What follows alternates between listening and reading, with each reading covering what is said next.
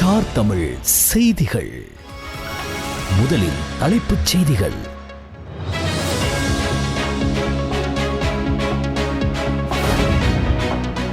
மே தினத்திற்கு தயாராகும் பிரதான கட்சிகள். தேசிய மக்கள் சக்தி காளிமுக திடலில், ஐக்கிய மக்கள் சக்தி தலவாக்கலையில்.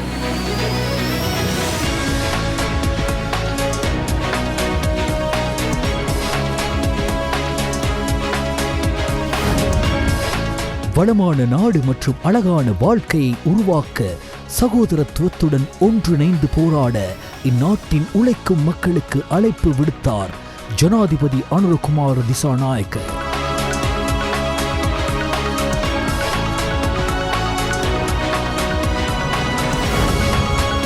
அனைத்து உழைக்கும் வர்க்கத்தின் பொருளாதார சக்திகளையும் வலுப்படுத்த அரசாங்கம் ஒரு முறையான வேலை திட்டத்தை தயாரித்துள்ளது. மே தின வாழ்த்துச் செய்தியில் பிரதமர் ஹரிணி அமரசூரிய.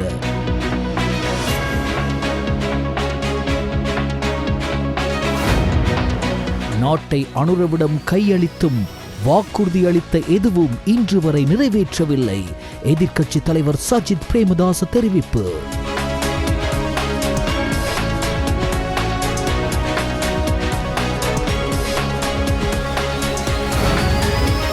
GSP Plus மீளாய்வு சாதகமான முறையில் கருத்தில் கொள்ளப்படும் என ஐரோப்பிய ஒன்றியத்தின் தெற்காசிய பிரிவிற்கான தலைவர் தெரிவிப்பு.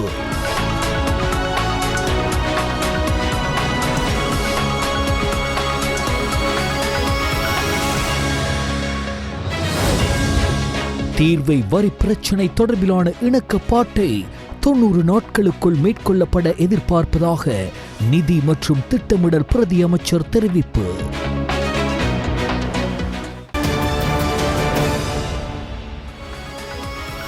உள்நாட்டுச் செய்திகள். தேசிய மக்கள் சக்தியின் மே தின கூட்டம் ஜனாதிபதி அனுரகுமார திசாநாயக்க தலைமையில் காளிமுகத்திடலில் நாளை மாலை 3:30க்கு இடம்பெறவுள்ளது. நாட்டை கட்டியெழுப்பும் மக்கள் சக்தி அணிதிரளும் மே தின கூட்டம் எனும் தொனிப்பொருளில் இந்த கூட்டம் இடம்பெறவுள்ளது. ஐக்கிய மக்கள் சக்தியின் மே தின கூட்டம் அதன் தலைவரும் எதிர்க்கட்சி தலைவருமாகிய சஜித் பிரேமதாச தலைமையில் தலவாக்கல நகரசபை மைதானத்தில் நாளை மதியம் 2 மணிக்கு இடம்பெறவுள்ளது. ஸ்ரீலங்கா பொதுஜன பெரமுனவின் மே தின கூட்டம் நாளை மதியம் 2 மணிக்கு நுகேகொட ஆனந்த சமரகோன் வெளியரங்கில் இடம்பெறவுள்ளது. ஸ்ரீலங்கா சுதந்திர கட்சியின் மே தின கூட்டம் அதன் தலைவர் நிமால் சிறிபால்டி சில்வா தலைமையில் அக்கட்சியின் தலைமையகத்தில் நாளை காலை 9:30 மணிக்கு இடம்பெறவுள்ளது. முன்னிலை சோசலிச கட்சியின் மே தின கூட்டம் நாளை மாலை 3 மணிக்கு கிர்லப்பன லலித் அதுலத் முதலி மைதானத்தில் இடம்பெறவுள்ளது. ஐக்கிய தேசிய கட்சி இம்முறை பிரதான மேதின கூட்டத்தை நடத்துவதில்லை என தீர்மானித்துள்ளது. பிரதேச ரீதியாக மேதின கூட்டங்களை நடாத்த தீர்மானித்துள்ளதாக அக்கட்சி தெரிவித்துள்ளது. இலங்கை கம்யூனிஸ்ட் கட்சி தனது மேதின கூட்டத்தை ஐட் மைதானத்தில் நடாத்த உள்ளது. இலங்கை வங்கி ஊழியர்கள் சங்கம் உட்பட 28 அமைப்புகளின் மேதின கூட்டம் நாளை காலை 11 மணிக்கு PD சிறிசேன விளையாட்டு மைதானத்தில் இடம்பெறவுள்ளது. சர்வதேச தொழிலாளர் தினத்தை முன்னிட்டு ஜனாதிபதி அனுரகுமார திசாநாயக்க தொழிலாளர் தின செய்தி ஒன்றை வெளியிட்டுள்ளார். மேற்கொள்ள ஆரம்பம். 1886 ஆண்டு மே மாதம் 1ஆம் தேதி அமெரிக்காவின் சிகாகோ நகரில் ஏ மார்க்கெட் சதுக்கத்தில் 8 மணி நேர வேலை நேரத்தை கோரி போராட்டம் நடத்திய போது இடம்பெற்ற அடக்குமுறை துப்பாக்கிச் சூட்டு தாக்குதலில் ரத்தம் சிந்திய தொழிலாளர்களை நினைவு கூறும் வகையில் 1889ஆம் ஆண்டு கூடிய 2வது கம்யூனிஸ்ட் சர்வதேசம் அன்றிலிருந்து ஒவ்வொரு ஆண்டும் மே மாதம் 1ஆம் தேதியை சர்வதேச தொழிலாளர் தினமாக பிரகடனப்படுத்த முடிவு செய்தது. இலங்கையின் உழைக்கும் மக்கள் உட்பட பொதுமக்கள் இந்த முறை இந்நாட்டின் ஊழல் மிக்க சிறப்புரிமை அரசியலை முடிவுக்கு கொண்டு வந்து மக்கள் நேய ஆட்சியின் கீழ் நாடும் சமூகமும் ஆழமான சாதகமான மாற்றத்துடன் சர்வதேச தொழிலாளர் தினம் கொண்டாடப்படுகிறது. ஒரு சில குடும்பங்கள் மற்றும் பரம்பரைகளால் 76 ஆண்டு காலமாக மேற்கொள்ளப்பட்ட ஊழல் ஆட்சியை முடிவுக்கு கொண்டு வந்து இந்நாட்டின் அரசியல் குறிப்பிடத்தக்க திருப்பு முனையை குறிக்கும் வகையில் கடந்த ஜனாதிபதி மற்றும் பொது தேர்தலில் இன மத வேறுபாடின்றி இந்நாட்டின் அனைத்து மக்களும் செயற்பட்டனர். அந்த மக்கள் ஆணையின் அபிலாஷைகளை உணர்ந்து நாட்டின் பொருளாதார சமூக அரசியல் ரீதியான திருப்பத்தை ஏற்படுத்துவதற்காக தேசிய மக்கள் சக்தி செயலாற்றுகிறது. ஊழல் நிறைந்த சிறப்புரிமை அரசியல் முறைமையால் பாதாளத்திற்குள் தள்ளப்பட்ட இந்நாட்டின் பொருளாதாரத்தை மீட்டெடுத்து நிலையான ஆரம்பத்தை ஏற்படுத்துவதில் தற்போது நாம் வெற்றி பெற்றுள்ளோம். இதன் தெளிவான அறிகுறிகள் இப்போது அனைவருக்கும் தெரிகின்றன. அரசாங்கத்தின் முதல் வரவு செலவு திட்டத்திலேயே வரலாற்றில் இதுவரை இல்லாத அளவுக்கு அரச ஊழியர்களின் குறைந்தபட்ச சம்பளத்தை குறிப்பிடத்தக்க அளவில் அதிகரித்தமை உட்பட விவசாயிகள், மீனவர்கள், இளைஞர்கள், பெண்கள் மற்றும் மாணவர்கள் மாத்திரமின்றி உற்பத்தியாளர்கள், சிறிய வர்த்தகர்கள் மற்றும் பல்வேறு தொழில்களில் ஈடுபடுபவர்கள் உட்பட சமூகத்தின் அனைத்து தரப்பினருக்கும் நன்மைகளை வழங்க நாங்கள் நடவடிக்கை எடுத்துள்ளோம். அதேபோன்று தோட்ட தொழிலாளர்கள் எதிர்கொள்ளும் பிரச்சினைகளை தீர்ப்பதற்கும் அவர்களின் குடியுரிமை உரிமைகளை உறுதி செய்வதற்கும் நாம் நடவடிக்கை எடுத்து வருகின்றோம். நாளாந்தம் மாறிவரும் உற்பத்தி ஆற்றலுக்கேற்ப நாம் அனுபவிக்கும் உரிமைகளில் ஒரு புதிய அத்தியாயத்தின் அவசியத்தை நாங்கள் காண்கிறோம். 1948 மனித உரிமைகள் நிகழ்ச்சி நிரலில் இல்லாத டிஜிட்டல் பிரவேச உரிமைகள், சுற்றுச்சூழல் உரிமைகள் உள்ளிட்ட மாறிவரும் அரசியல் கட்டமைப்புகளின் தோற்றம் மற்றும் உலக அமைதியை அடிப்படையாக கொண்ட புதிய அபிவிருத்தி தேவைகளுக்கு அமைய உலகளாவிய மனித உரிமைகள் பிரகடனத்தை இன்றைய சமூகம் கோருகிறது. இது குறித்த புரிதலுடன் தலையீடு செய்ய வேண்டியதன் அவசியத்தை சர்வதேச தொழிலாளர் தினமான இந்த சந்தர்ப்பத்தில் நாம் மீண்டும் நினைவூட்டுகின்றோம். சர்வதேச புவிசார் அரசியல் மாற்றங்கள் மற்றும் சவால்களை எதிர்கொள்ளும் வகையில் ஸ்திரமான பொருளாதாரத்தை கட்டியெழுப்ப முயற்சிக்கும் இந்நாட்டின் உழைக்கும் மக்களின் உரிமைகளை உறுதி செய்து ஊழல் நிறைந்த சிறப்புரிமை அரசியலால் அளிக்கப்பட்ட நாட்டின் பொருளாதாரத்தை மீண்டும் கட்டியெழுப்பி வளமான நாடு மற்றும் அழகான வாழ்க்கை உருவாக்க சகோதரத்துவத்துடன் ஒன்றிணைந்து போராட இந்நாட்டின் உழைக்கும் மக்களுக்கு அழைப்பு விடுப்பதுடன் உழைக்கும் மக்களின் உரிமைகளை பாதுகாக்கும் அர்த்தமுள்ள சர்வதேச தொழிலாளர் தினத்திற்கு எனது வாழ்த்துக்களை தெரிவித்துக் கொள்கின்றேன். அனுரகுமார திசாநாயக்க, ஜனாதிபதி, இலங்கை ஜனநாயக சோசலிச குடியரசு. மேற்கோள் நிறைவு. பிரதமர் கலாநிதி ஹரிணி அமரசூரிய மக்களுக்கு மே தின வாழ்த்துக்களை தெரிவித்துள்ளார். மேற்கோள் ஆரம்பம். உழைக்கும் மக்களின் வியர்வை, இரத்தம் மற்றும் உயிர் தியாகங்கள் நிறைந்த வேதனையான வரலாற்றை முடிவுக்கு கொண்டு வந்து ஒரு வெற்றி ஆண்டில் ஒரு மக்கள் அரசாங்கத்தின் கீழ் 139வது சர்வதேச தொழிலாளர் தினத்தை கொண்டாடுகிறோம். 75 ஆண்டுகளாக ஆளும் வர்க்கத்தின் அடக்குமுறையை எதிர்த்து நின்று ஊழல் அரசியலுக்கு முற்றுப்புள்ளி வைத்த மக்கள் அரசாங்கத்தின் கீழ் இந்த ஆண்டு தொழிலாளர் தினம் கொண்டாடப்படுவது ஒரு வரலாற்று மைல்கல்லை குறிக்கிறது. குழுவாதம், அரசியல் பக்கச்சார்புகள் மற்றும் உறவினர்களுக்கு சலுகை அளித்தல் போன்றவற்றால் அநீதிக்குள்ளான உழைக்கும் மக்கள் 2024ஆம் ஆண்டில் இந்த முழு அரசியல் கலாச்சாரத்தையும் தலைகீழாக மாற்றும் ஒரு சவாலான முடிவை எடுத்தனர். இது படுகொலிக்கு இழுத்து செல்லப்பட்டிருந்த நாட்டை கட்டியெழுப்புவதற்கான ஒரு துணிச்சலான நடவடிக்கையாகும். ஒரு மக்கள் நேய அரசாங்கமாக மக்களின் தேவைகளை மிக சரியாக அடையாளம் காணவும் சீர்குலைந்த பாதையில் பயணித்துக் கொண்டிருந்த பொருளாதார, அரசியல், சமூக, கலாச்சார மற்றும் சட்ட கட்டமைப்பை சரியான பாதைக்கு மீட்டெடுப்பதற்காக நாங்கள் கடுமையாக உழைத்து வருகிறோம். பல ஆண்டுகளாக இந்த நாட்டை பாதித்து வரும் ஊழலையும் அநீதியையும் ஒரே இரவில் மாற்ற முடியாது என்றாலும் அரசாங்கம் படிப்படியாக எல்லாவற்றையும் நெறிப்படுத்தி மக்களின் தேவைகளை பூர்த்தி செய்யும் வகையில் கட்டமைப்பு மாற்றங்களை செய்து வருகிறது. அரச, தனியார் தொழில் முயற்சியாளர்கள் மற்றும் தொழிலாளர்கள் உட்பட அனைத்து உழைக்கும் வர்க்கத்தின் பொருளாதார சக்திகளையும் வலுப்படுத்த அரசாங்கம் ஒரு முறையான வேலை திட்டத்தை தயாரித்துள்ளதுடன் நாட்டை தன்னிறைவு பெற செய்வதில் முன்னணியில் இருக்கும் விவசாய சமூகத்தை வலுப்படுத்தவும் தயாராக உள்ளது. மக்களின் பாதுகாப்பு, சுதந்திரம் மற்றும் உரிமைகளை பாதுகாக்கும் அதே வேளையில் மிகவும் ஸ்திரமான மற்றும் நம்பகமான எதிர்காலத்தை அடைவதற்கு நாம் ஒன்றிணைந்து நம்மை அர்ப்பணிக்க வேண்டிய ஒரு காலகட்டத்தை நாம் கடந்து செல்கிறோம். நாம் வென்றெடுத்த உரிமைகளை பாதுகாத்து நாட்டை கட்டியெழுப்ப உறுதியுடன் ஒன்றிணைந்து உழைப்போம். மேற்கோள் முடிவு. ஜனாதிபதி தேர்தல் மற்றும் பொது தேர்தலுக்கு பின்னர் தற்போது 3வது தேர்தலை நாம் எதிர்கொண்டுள்ளோம்.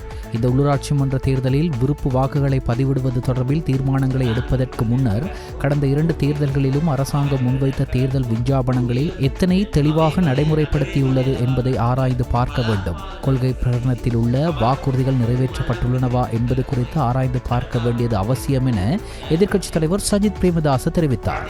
மாவனெல்ல நகரில் இடம்பெற்ற மக்கள் சந்திப்பில் கலந்து கொண்டு உரையாற்றும் போதே எதிர்க்கட்சித் தலைவர் சஜித் பிரேமதாச இவ்வாறு தெரிவித்தார்.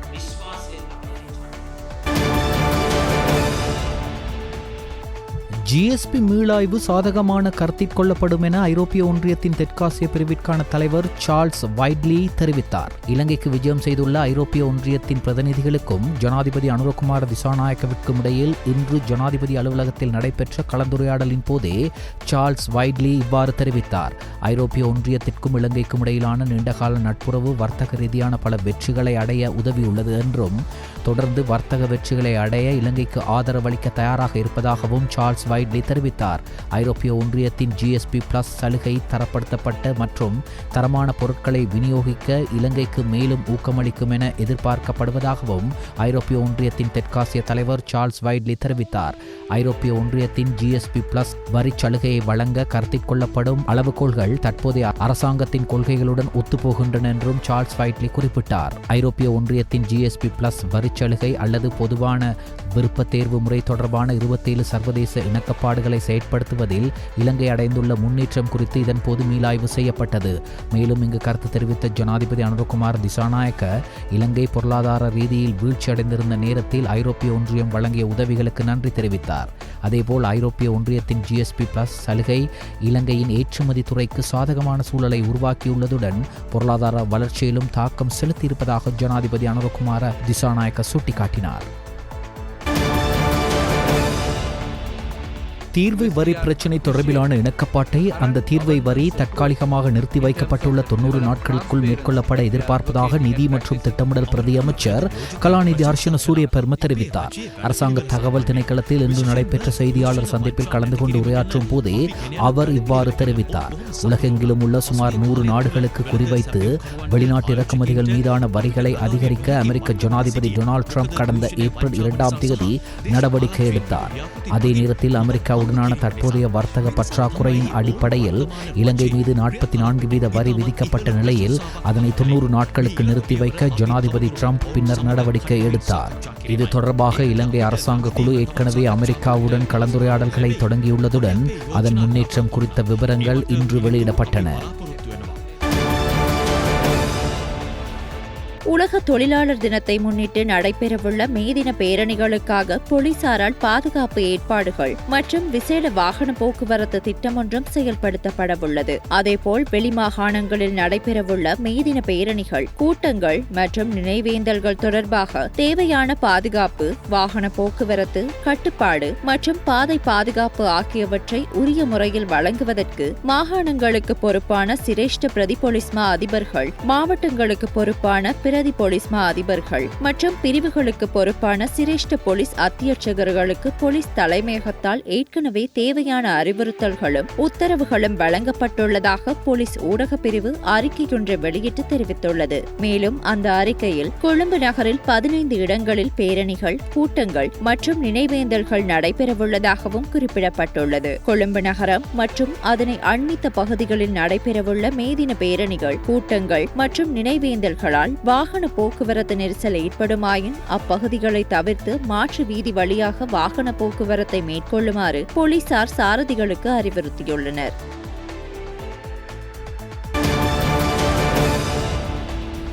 இலங்கையின் கடல்சார் வரலாற்றில் ஒரு மைல்கல்லாக உலகின் மிகப்பெரிய சரக்கு கப்பல்களில் ஒன்றான MSC மரியல்லா கப்பல் கொழும்பு துறைமுகத்தின் கிழக்கு சர்வதேச சரக்கு முனையத்திற்கு செயல்பாட்டு நடவடிக்கைகளுக்காக வந்தடைந்துள்ளது. இதன்படி இலங்கையின் சரக்கு முனையம் ஒன்றுக்கு வந்த மிகப்பெரிய சரக்கு கப்பலாக இந்த கப்பலை அடையாளப்படுத்த முடியும் என இலங்கை துறைமுக அதிகார சபை தெரிவிக்கின்றது. கொழும்பு துறைமுகம் கடல்சார் பிராந்தியத்தில் முதன்மையான மைய துறைமுகமாக மாறி வருவதுடன் உலகின் மிகப்பெரிய சரக்கு கப்பல்கள் இயக்கும் திறன் MSC மரியல்லா கப்பலின் வருகையால் உறுதிப்படுத்தப்பட்டுள்ளதாக இலங்கை துறைமுக அதிகார சபை அறிவித்துள்ளது. 2023ஆம் ஆண்டு கட்டப்பட்ட MSC மரியல்லா சரக்கு கப்பல் நீளத்தில் 399.90 மீட்டர்களை கொண்டுள்ளது. கப்பலின் அகலம் 61.30 மீட்டர்களாகும். இதன் சுமை திறன் 2,40,739 தொன்களாகும். கப்பலால் சுமக்கக்கூடிய சரக்கு அளவு 2,424 சரக்கு பெட்டிகளாகும். இந்த கப்பல் இலங்கை துறைமுக அதிகார சபைக்கு சொந்தமான கிழக்கு சர்வதேச சரக்கு முனையத்திற்கு வந்தடைந்ததன் மூலம் கிழக்கு முனையத்தின் மிகப்பெரிய சரக்கு கப்பல்களை இயக்கும் திறன் உறுதிப்படுத்தப்பட்டுள்ளது. தற்போது கிழக்கு சரக்கு முனையம் மிகவும் மேம்பட்ட தொழில்நுட்ப உத்திகளால் பொருத்தப்பட்ட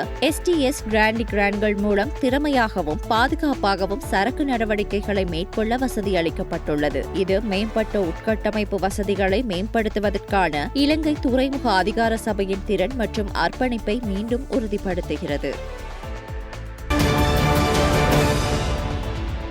வல்வெட்டித்துறை பகுதிக்கு அப்பால் உள்ள கடல் பிரதேசத்தில் கேரள கஞ்சாவுடன் 4 பேர் கடற்படையினரால் கைது செய்யப்பட்டுள்ளனர். அவர்களிடமிருந்து 322 கிலோகிராம் கேரள கஞ்சா கைப்பற்றப்பட்டுள்ளதாக கடற்படை தெரிவித்தது. இது தவிர 2 படகுகளும் கடற்படையினரால் கைப்பற்றப்பட்டுள்ளன.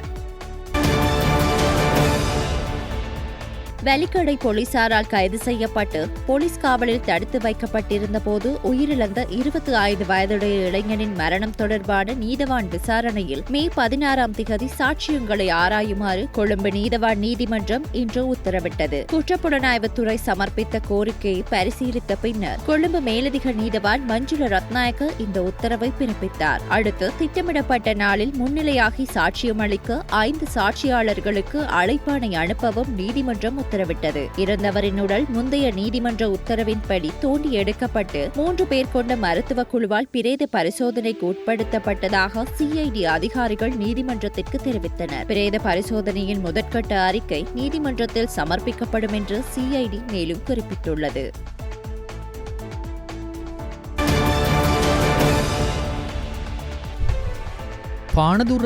பாணதுர மாளமுள்ள பின்வள பிரதேசத்தில் அமைந்துள்ள வீடொன்றில் இடம்பெற்ற பூப்புனித நீராட்டு விழாவின் போது அடையாளம் தெரியாத துப்பாக்கிதாரிகள் 2வரால் துப்பாக்கிச்சூடு மேற்கொள்ளப்பட்டிருந்தது. துபாயில் மறைந்திருக்கும் போதைப்பொருள் கடத்தல்காரரான நிலங்க என்பவரின் நெருங்கிய உறவினரான பாணதுரை பிரதேசத்தில் போதைப்பொருள் கடத்தலில் ஈடுபடும் சதுரங்க என்பவரே துப்பாக்கிதாரிகளில் இலக்காக அமைந்திருந்ததாக போலீசார் தெரிவித்தனர். துப்பாக்கிதாரிகள் தமது இலக்கான சதுரங்கவை நோக்கி சுட முயன்ற போது கூட்டமாக சிலர் நடனத்தில் ஈடுபட்டிருந்தனர். அப்போது அவர்களில் ஒருவர் துப்பாக்கிதாரியை கல்லால் தாக்க முயற்சித்துள்ளார். இதன்போது துப்பாக்கிதாரி அந்த நபரை நோக்கி துப்பாக்கிச்சூடு நடத்தியுள்ளார். இதில் அங்கிருந்து மற்றொரு நபருக்கும் வெடி பாய்ந்துள்ளதாக போலீசார் தெரிவித்தனர். எனினும் துப்பாக்கிதாரியின் இலக்காக இருந்த சதுரங்க என்பவருக்கு எவ்வித பாதிப்பும் ஏற்படவில்லை. துப்பாக்கிச்சூட்டை தொடர்ந்து துப்பாக்கிதாரிகள் தப்பியோடியுள்ளனர். இதில் காயமடைந்த 2வரும் பாணதுர வைத்தியசாலையில் அனுமதிக்கப்பட்ட போது அவர்களில் ஒருவர் உயிரிழந்துள்ளார். துப்பாக்கிதாரிகளை கல்லால் தாக்க முயன்ற 35 வயதுடைய கசூன் அரிச்சந்திர என்பவரே உயிரிழந்துள்ளார். காயமடைந்தவர் 20 வயது இளைஞர் என போலீசார் தெரிவித்தனர். தற்போது நீதிமன்றத்தை தவிர்த்து தலைமறைவாக உள்ள குடு சலிந்து எனும் புனைப்பெயர் கொண்ட போதைப்பொருள் கடத்தல்காரரால் இந்த தாக்குதல் திட்டமிடப்பட்டதாக போலீசார் தெரிவிக்கின்றனர்.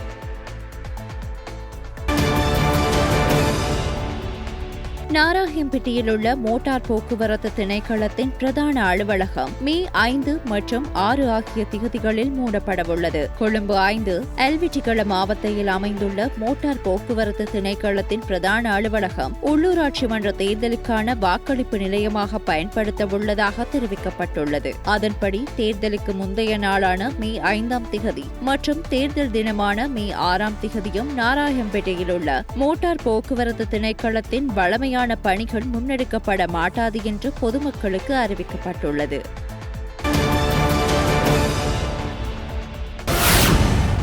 மருந்து விநியோகஸ்தர்கள் முறையாக பணியாற்றாமையின் காரணமாக மருந்து இறக்குமதி தொடர்பில் அரசாங்கம் நேரடியாக தலையிட்டு ராஜதந்திர மட்டத்தில் கலந்துரையாடி வெளிநாடுகளில் இருந்து மருந்துகளை இறக்குமதி செய்ய நேர்ந்துள்ளதாகவும் நாட்டுக்கு தேவையான மருந்துகளை பெற்றுக்கொள்வதற்கான நடவடிக்கைகளை விரைவுபடுத்துவதற்காக 7 நாடுகளுடன் கலந்துரையாடி வருவதாகவும் சுகாதார அமைச்சரும் அமைச்சரவை பேச்சாளருமான நலிந்து ஜெயதிச தெரிவித்தார். எதிர்வரும் 3 தொடக்கம் 6 மாதங்களுக்கு மருந்துகளை களஞ்சியப்படுத்தி வைக்க நடவடிக்கை எடுத்துள்ளதாகவும் அவர் சுட்டிக்காட்டினார். அரசாங்க தகவல் திணைக்களத்தில் நேற்று நடைபெற்ற அமைச்சரவை முடிவுகளை அறிவிக்கும் வாராந்த செய்தியாளர் சந்திப்பில் கலந்து கொண்டு கருத்து தெரிவிக்கும் போதே இதனை அமைச்சர் குறிப்பிட்டார். இந்திய மீனவர்கள் இலங்கை கடற்பரப்புக்குள் அத்துமீறி நுழைந்து மீன்பிடி நடவடிக்கைகளில் ஈடுபடுவதை தடுப்பதற்கு தேவையான அனைத்து நடவடிக்கைகளும் முன்னெடுக்கப்படும். இது தொடர்பில் இலங்கை கடற்படையினருக்கும் உரிய ஆலோசனைகள் வழங்கப்பட்டுள்ளன என கடற்றொழில், நீரியல் மற்றும் கடல் வளங்கள் அமைச்சர் ராமலிங்கம் சந்திரசேகர் தெரிவித்தார். யாழ் நெடுந்தீவு பகுதிக்கு நேற்று பயணம் மேற்கொண்டிருந்த அமைச்சர் மீனவ சங்கங்களின் பிரதிநிதிகளை சந்தித்து கலந்துரையாடினார். உள்ளூராட்சி மன்ற தேர்தலை முன்னிட்டு நாட்டில் உள்ள அனைத்து பல்கலைக்கழகங்களிலும் கல்வி கற்கும் அனைத்து மாணவர்களுக்கும் 3 நாட்கள் விடுமுறை அறிவிக்கப்பட்டுள்ளது. எதிர்வரும் 5ஆம், 6ஆம், 7ஆம் தேதிகளில் அனைத்து பல்கலைக்கழகங்கள், வளாகங்கள் மற்றும் நிர்வாகங்களில் பயிலும் இளமானி மற்றும் பட்டமேற்கு கல்வி மாணவர்களுக்கு உள்ளூராட்சி மன்ற தேர்தலை முன்னிட்டு விடுமுறை வழங்குவதற்கு தீர்மானிக்கப்பட்டுள்ளதாக பல்கலைக்கழக மானியங்கள் ஆணைக்குழுவின் தலைவர் பேராசிரியர் கபில செனிவிரத்ன தெரிவித்துள்ளார். ஏற்றுமதிகள் மீதான அதிகரித்த வரிகளை அமெரிக்கா மீண்டும் விதித்தால் பண நெருக்கடியில் சிக்கி தவிக்கும் இலங்கை வழங்க வேண்டிய $2.9 பில்லியன் பிணை எடுப்பு கடனின் விதிமுறைகளை திருத்துவதற்கு சர்வதேச நாணய நிதியம் நேற்று முன்வந்துள்ளது. 2022ஆம் ஆண்டில் பொருளாதார மந்த நிலையிலிருந்து மீள போராடி வரும் தெற்காசிய தீவு நாட்டிலிருந்து இறக்குமதி செய்யப்படும் ஆடைகள் மற்றும் ரப்பர் உள்ளிட்டவற்றுக்கு அமெரிக்க அதிபர் டொனால்ட் ட்ரம்பின் நிர்வாகம் இந்த மாதம் 44% வரியை விதித்தது. கொழும்பு மாநகர சபைக்கு உட்பட்ட பிரதேசங்களில் இருக்கக்கூடிய தொடர்மாடிகளின் மின் தூக்கிகள் பழுதடைந்த நிலையில் இருப்பதால் அந்த குடியிருப்புகளில் வசிக்கும் மக்கள் மிகுந்த அவலத்தை எதிர்நோக்கி வருவதாக கொழும்பு மாநகர சபையின் மேயர் வேட்பாளரும் நுகர்வோர் முன்னணியின் தலைவருமாகிய அசேல சம்பத் தெரிவித்தார்.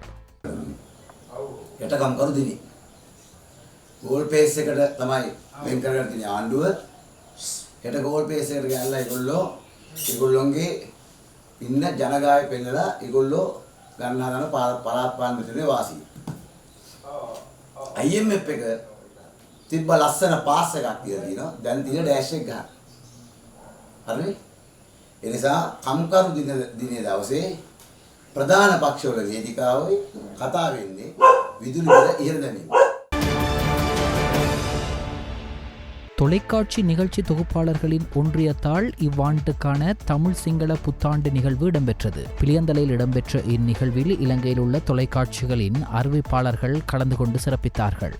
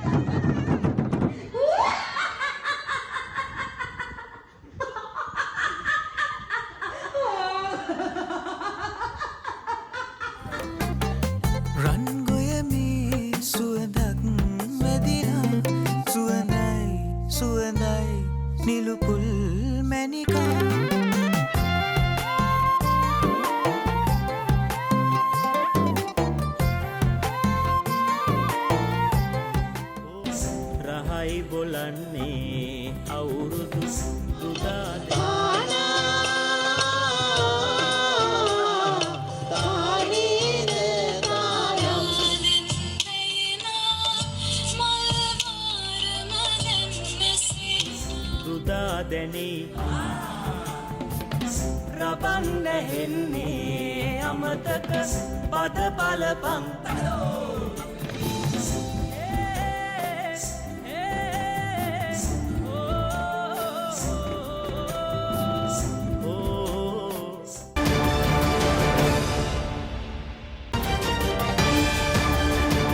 செய்திகள் தொடர்கின்றன. வெளிநாட்டு செய்திகள்.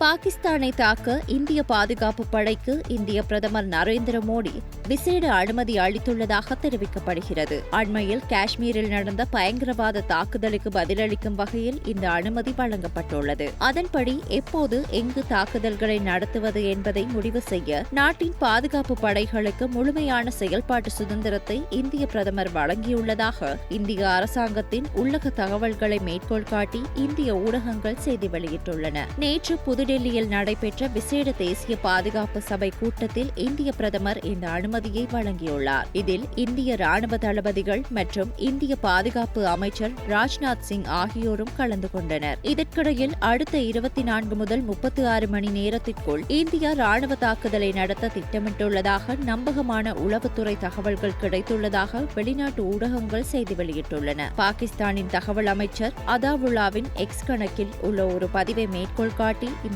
செய்தி வெளியிடப்பட்டது. இந்தியாவின் எந்த ஒரு ராணுவ தாக்குதலுக்கும் உறுதியுடனும் தீர்க்கமாகவும் பதிலளிக்கப்படும் என்றும் அமைச்சர் கூறியுள்ளார். உலகையே உலுக்கிய சர்ச்சைக்குரிய முடிவுகளுடன் அமெரிக்க ஜனாதிபதி டொனால்டு டிரம்ப் ஆட்சிக்கு வந்து 100 நாட்களாகின்றன. டிரம்பின் 2வது பதவிக்காலத்தில் அமெரிக்க வெளியுறவு கொள்கையில் பல அதிரடி மாற்றங்களை உலகம் கண்டது. வெறும் 100 நாட்களில் டிரம்ப் 140 நிர்வாக உத்தரவுகளை பிறப்பித்துள்ளார். அவற்றில் 36 ஒப்பந்தங்கள் முதல் வாரத்திலேயே கையெழுத்திடப்பட்டன. அதே நேரத்தில் முன்னாள் ஜனாதிபதி ஜோ பைடன் தனது 4 ஆண்டு கால பதவிக்காலத்தில் கையெழுத்திட்ட மொத்த நிர்வாக உத்தரவுகளின் எண்ணிக்கை வெறும் 162 மட்டுமே. ஜனவரி 20ஆம் திகதி அமெரிக்காவின் 47வது ஜனாதிபதியாக டொனால்டு டிரம்ப் பதவியேற்றார். முதல் சில நாட்களில் மெக்சிகோ எல்லையில் 2500 தேசிய காவல்படை உறுப்பினர்களுடன் 1500 வீரர்கள் நிறுத்தப்பட்டனர். கிரீன்லாந்து மற்றும் பனாமா கால்வாய் இணைக்கப்படும் என்றும் கனடா அமெரிக்காவின் 51வது மாநிலமாக மாறக்கூடும் என்றும் அவர் அறிவித்தார். இந்தியா, சீனா உள்ளிட்ட நாடுகள் மீது பரஸ்பரம் என்ற பெயரில் வரிகளை விதிப்பதன் மூலம் டிரம்ப் சர்வதேச வர்த்தக போரை தொடங்கினார். எதிர்த்து நின்ற சீனா மீது 245% வரி விதிக்கப்பட்டுள்ளது. மற்ற நாடுகள் மீதான வரி 90 நாட்களுக்கு தற்காலிகமாக நிறுத்தப்பட்டுள்ளது. சட்டவிரோதமாக குடியேறுபவர்கள் மீதான நடவடிக்கைகளும் தீவிரப்படுத்தப்பட்டுள்ளன. இந்தியர்கள் உட்பட மக்கள் ராணுவ விமானத்தில் சங்கிலிகளால் பிணைக்கப்பட்டு நாடு கடத்தப்பட்டனர். இந்திய குடிமக்கள் உட்பட அமெரிக்காவில் சட்டவிரோதமாக வசித்து வந்த 1,39,000 பேரை இதுவரை நாடு கடத்தியுள்ளதாக டிரம்ப் நிர்வாகம் தெரிவித்துள்ளது. அமெரிக்காவில் பிறப்புரிமை குடியுரிமையை முடிவுக்கு கொண்டுவர ஒரு நிர்வாக உத்தரவு பிறப்பிக்கப்பட்டது. ஆனால் ஒரு அமெரிக்க நீதிமன்றம் அந்த உத்தரவை அரசியலமைப்பு மீறுவதாக கூறி நிறுத்தி வைத்தது. கனடா பாராளுமன்ற தேர்தலில் இலங்கையை பூர்வீகமாக கொண்ட 2 தமிழர்கள் வெற்றி பெற்றுள்ளனர். இதுவரை வெளியாகியுள்ள முடிவுகளின் அடிப்படையில் இலங்கையை பூர்வீகமாக கொண்ட கரி ஆனந்த சங்கரி மற்றும் ஜுனிதா நாதன் ஆகியோர் வெற்றி பெற்றுள்ளதாக தெரிவிக்கப்படுகிறது. வாக்கு எண்ணும் நடவடிக்கைகள் ஆரம்பிக்கப்பட்டமையிலிருந்தே முன்னாள் பிரதமர் ஜஸ்டின் ட்ரூடோவின் லிபரல் கட்சி முன்னிலை வகித்ததுடன் இறுதியில் லிபரல் கட்சி வெற்றி பெற்றதாக அறிவிக்கப்பட்டது. இந்த நிலையில் லிபரல் கட்சியின் சார்பில் ஸ்கார்பரோ கெல்வுட் போட்டியிட்ட கரி ஆனந்த சங்கரி அங்கு முன்னிலை பெற்றுள்ளார். இதன்படி அவர் அங்கு 34,941 வாக்குகளை பெற்றுள்ளதாக கனேடிய ஊடக தகவல்கள் தெரிவிக்கின்றன. அதே நேரம் பெக்கர்லின் புரூக்லிஃப் தொகுதியில் போட்டியிட்ட ஜுனிதா நாதன் 24,951 வாக்குகளை பெற்று பாராளுமன்ற உறுப்பினராக தெரிவாகியுள்ளார்.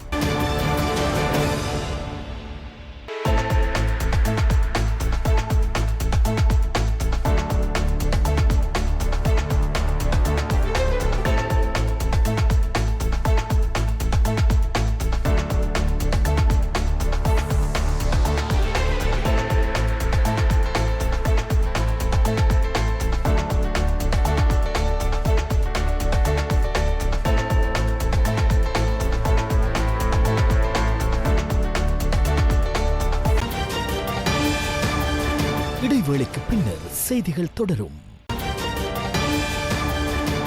செய்திகள் தொடர்கின்றன. விளையாட்டு செய்திகள்.